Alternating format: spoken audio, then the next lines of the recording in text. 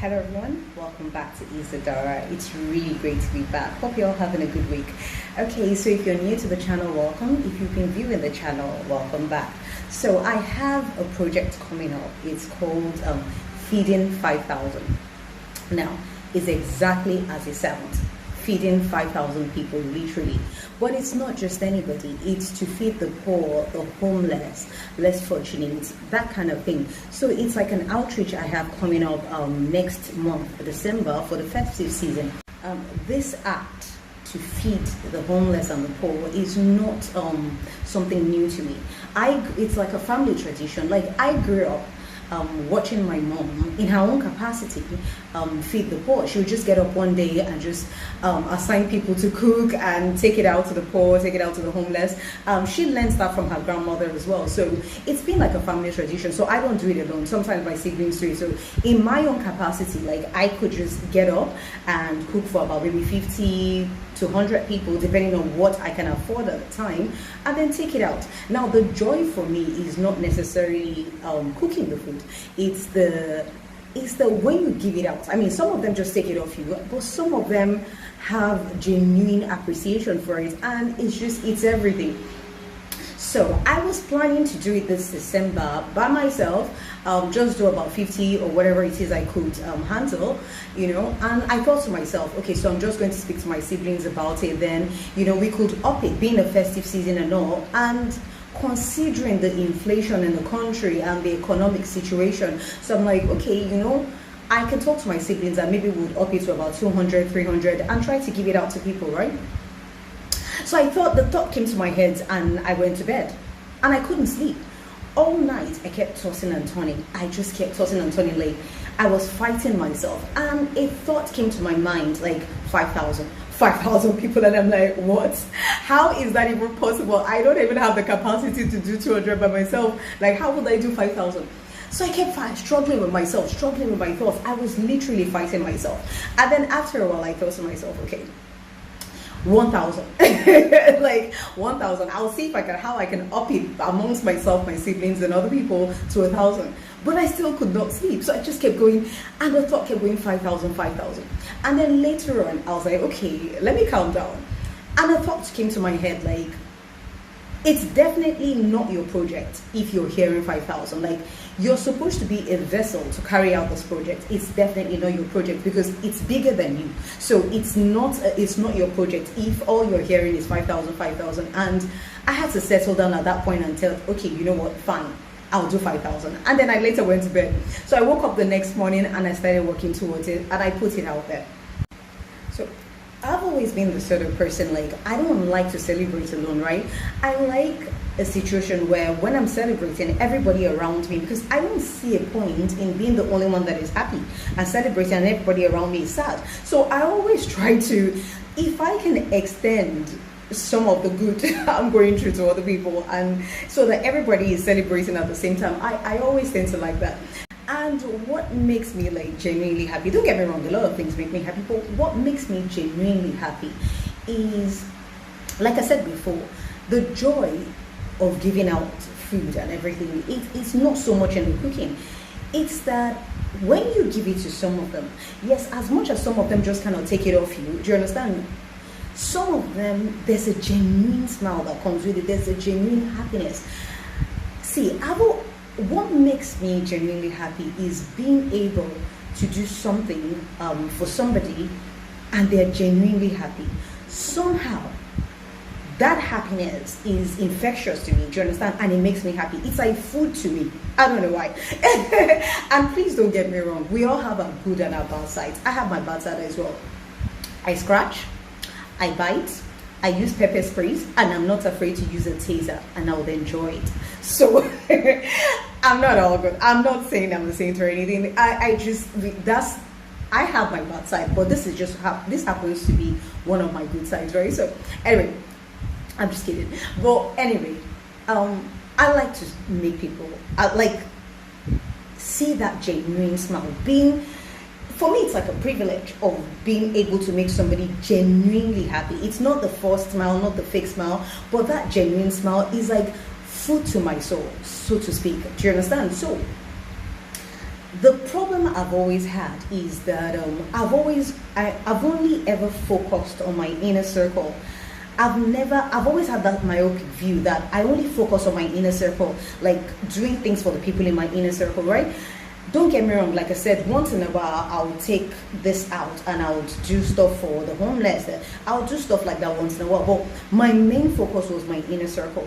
Now, if you remember what I said before, like seeing that joy in people, seeing that genuine happiness, being able to do something that makes somebody genuinely happy is actually a source of happiness to me as well. Do you understand? So now, if you keep doing for people in your inner circle, like if you're too nice and too giving, then through no fault of theirs, people become really suspicious, right? So different thoughts are going through people's minds, like either one, she's up to something, or she wants something. Do you understand? So every time I do for people, not all of them, don't get me wrong, I'm just generalizing it, right? In my inner circle, right, I always meet resistance. Like I said, through no fault of theirs. They're also trying to protect themselves, like, okay, why is this person so giving? Why is this person always doing? Why is this person not realizing that for me, I'm trying to find that happiness? Do you understand? But for them, they're protecting themselves. So I've always met a lot of resistance, right? I didn't realize that that was a call for me to look beyond my inner circle, to look outward. Do you understand? And not to focus so much on the people around me. Reason being, it's not that there's anything wrong with the people around me. If you do something for somebody, somebody you know, it's like an insurance policy, right? It's like you're buying a backup plan. So it's almost an unspoken rule that, okay, if I'm there for you, I stand by you and I do this for you. When I'm also going through stuff, I expect you to be there for me, kind of thing, right? It's like an unspoken rule. And when they're not there for you, you kind of feel betrayed. You kind of feel let down. You kind of feel like they turned away from you. You kind of feel like, does that make any sense? But if you're doing things for people you will never see again, that is true giving. Does that make sense? So that's giving in truth, because you don't expect anything back. You're not expecting them to be there for you when things are down. You're not expecting anything from them. So I didn't realize it was a calling for me to look beyond my inner circle. So I kept doing, and I kept meeting more resistance. I kept meeting more, I don't want to call it hatred, that would be, do you understand? So I kept meeting more of this, but instead of actually getting a clue, I kept doing and doing. You know, and the upside of actually doing for people you don't know is, if you go back for people in the Christian religion, right? If you go back to the part in the Bible where God said, like on Judgment Day, and people said, well, we preached in your name, we said this in your name, we said that in your name, and God still said, well, get away from me, I don't know you. I apologize. I always pull examples from the Christian religion, and I say this a lot. That's because that's what I can resonate with. So it's something that you can find on Google, do you understand? And just apply it to your life as it fits, right? So on Judgment Day, God will say, still get away from me, I don't know you. When the homeless was homeless, what did you do? When the hungry was hungry, what did you do? That's the upside. So when you're doing it for people you don't know, it's like you're doing it to God.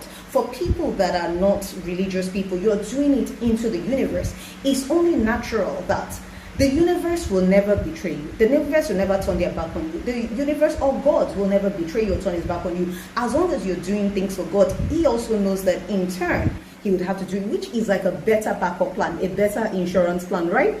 So I refused to take heed. I kept doing and doing and doing. And I kept meeting more resistance and more resistance. So anyway, when I wasn't listening, God did this. And what happened was, he made the tide in my life really beautiful. So I got to a point where I became very comfortable. I had like contracts and all sorts of things. I had jobs and different contracts and money coming in. I mean, I could look in my account and smile. Now, for those who believe in like zodiac signs and whatnot, I'm an earth sign, right? And you know, we earth signs, we're all about the money. We're all about the bag, not so much to spend it, but it's like for security. Once you have it there, you just need to know that it's there for backup plan, sort of thing. Do you understand? So I could look into my account and I could smile and everything. So everything was going great. And then God yanked out the rug from under me, right? And everything started to crash. Every contractor started to leave. Somehow everything just went poof, disappeared. Now, it's not that the people in your life don't want to be there for you. Sometimes they're not even available to be there for you, right? So that was what happened to me. It was like some people were not even there. I just couldn't find them. Some people genuinely did betray. Some people just turned their backs. Some people, all sorts of things. And everybody that I had in my head as like backup plan, everybody was gone. There was nothing there anymore. So everything I depended on, like, okay, if I don't do this, I'll do this. If I don't have money here, I have money here. I have this, that, I have that. If I don't know this person, then I'll call that person for a job. If I don't do this, if I don't do that, if I don't do that. So I had all those things worked out in my head. Like, I thought I had the perfect life, right? And everything just went poof. In a space of, like, I don't even remember. Everything just went poof at the same time. So that got my attention. Finally, God got my attention, right? And I realized that it wasn't about buying insurance plan with my inner circle. It was time to start looking outwards. Do you understand? It was time. Now, don't get me wrong. I'm not saying I would still do things for my inner circle. Don't get me wrong. But it would be as sort of like an instruction. I would feel the push and I'll feel instructed to do it before my gaze now is more outwards. So maybe that is why I'm being used as a vessel to actually carry out this outreach. So I just wanted to explain the back reason why this is so important to me. So the plan for this outreach really is to contract out 50 businesses. When I say business, food businesses, I'm not talking about the big businesses, no. I'm talking about 50 struggling businesses, not the fancy ones, canteens, the smaller ones, roadside ones, whatever it is, that are still trying to feed their families, that are robbing Peter to pay Paul, so to speak. So target those businesses and contract them to cook 100 packs of food. I mean, for that business, for that person, that's a lot of business for them. Do you understand? So if I can get 50 of those kind of businesses to make 100 packs of food, that's 5,000. So that's the plan for this outreach. So it's not just feeding the homeless or, it's also elevating small businesses or struggling businesses, those that are really, really, that don't have the customer, the clientele, but they've opened their business all day, maybe just 3 people have come in. Do you understand? Not the bigger ones, the really, really smaller ones, the canteens and all those things. So that's the plan. So target 50 of them and contract them, each one of them to cook 100 packs of food. So that's the plan. Now, the support could be anything. Prayer is support. That's actually the backbone of the whole thing. So I'm just putting out ways anybody that is interested can actually support. Prayer is a very good way. It's a good support system. You could support in manpower, actually lending out your time and your energy to come out that day to help distribute some food. You could support with maybe resources like flyers or whatever it is, reposting or whatever it is. If you want to support financially, there's no pressure, whatever it is. What you can do as well to promote transparency is if you have those kind of businesses near you, you can help contract those businesses and send in their details and the proof of payment, so somebody can actually follow it up and know that, okay, so we have 100 packs going on in this place, we have 50 packs going on in this place, or whatever it is. So you can actually do that and contract out, that's another way to do it. So you can just send in their details and a proof of payment to them so that there's no issues. and send out proof of payment to them or whatever it is. So these are the various ways anybody can come in and anybody can support. It's not my outreach. It is something that I think would be beneficial to a lot of people. It's the festive season. I feel like that's a season where a lot of people feel more depressed, where a lot of people feel helpless, and and a lot. So it will be great to see as many people as possible and to have as much support as possible. Do thank you. Have a beautiful, beautiful, beautiful day. I love you all. Namaste. Stay blessed. Bye.